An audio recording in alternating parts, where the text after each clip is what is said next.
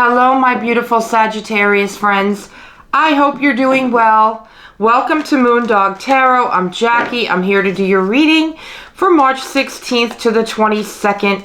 Guys, I got to tell you what happened before you really think I'm crazy.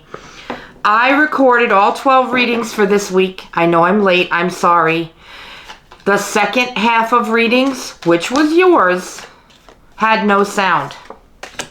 Wow, this is amazing already, your reading. I have goosebumps. Yeah, there was no sound. The microphone ended up being off. I don't know, user error, Mercury retrograde, whatever you want to call it. Sagittarius, it happens to content creators. I do apologize sincerely from the bottom of my heart. As I record this, it's early in the morning before I go to work. You have a really good reading. Oh my God. The reading you had before was good, but this is similar. This is similar. I don't know if anybody out there is sick and tired of hearing that somebody from the past is coming back, but I'm telling you that's what I'm getting. I know as a Pisces that I've been getting readings from other readers that say, you know, this person wants to talk to you.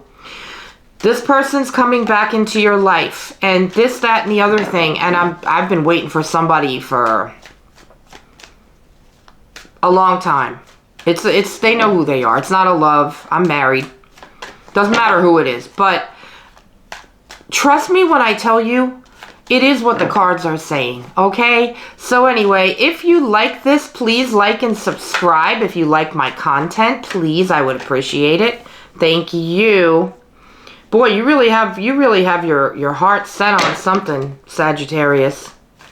We will get into all of it. Okay?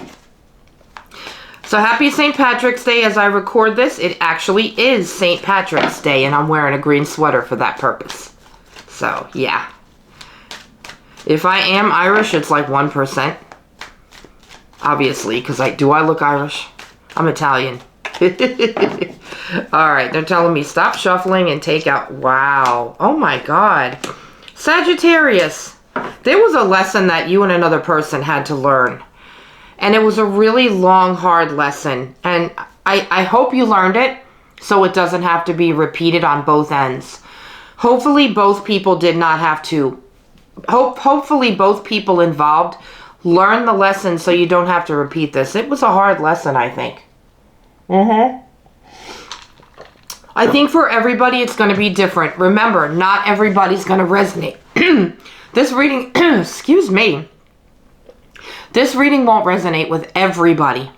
It seems as though it's possibly a really specific message for a specific Sagittarius. Guys, you're starting with the Six of Cups, and you know what the Six of Cups means. I'm sorry if there's a shadow in my video. It is 6 o'clock, 5:30 in the morning. You got the Six of Cups.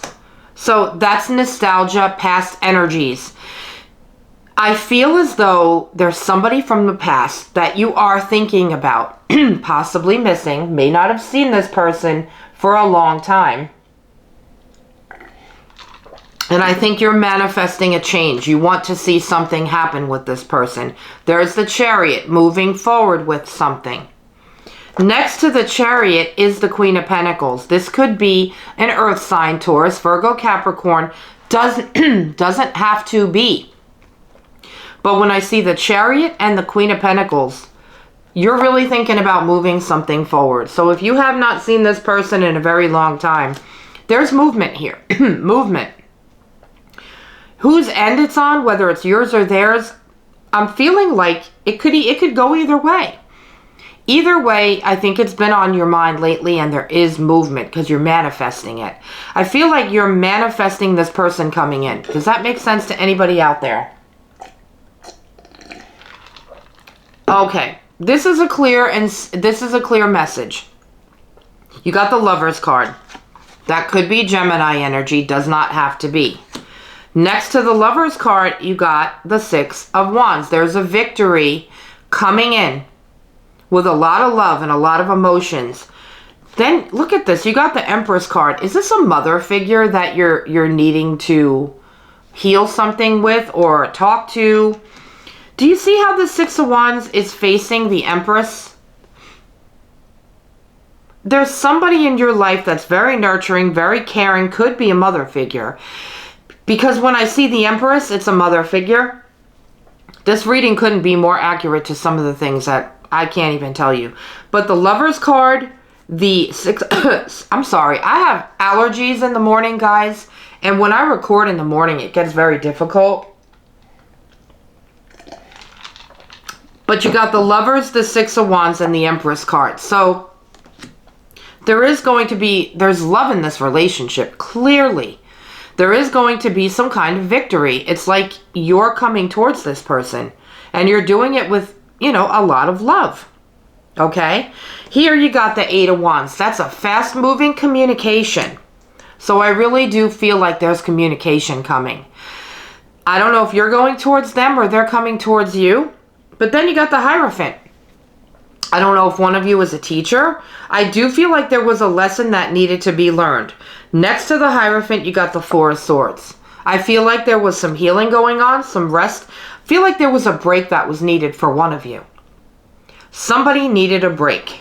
Why they needed a break? I don't know. We're going to find out.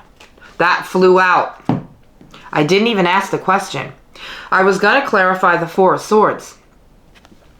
Someone felt like there was a huge burden on them. Whoever walked away and left this relationship. Ten of Wands. There are burdens that need to be dropped.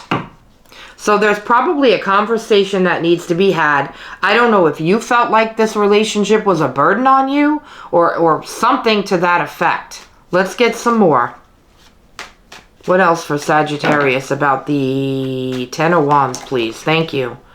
Ace of Swords. Clarity came in.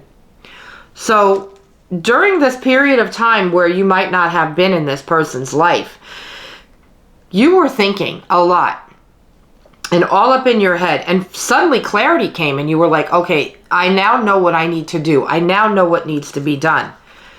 And now you're ready to drop burdens. You're ready to say, okay, a conversation needs to be had. Something has to happen here. I'm ready to do this. And so that's why you got the Chariot, and that's why everything is moving forward.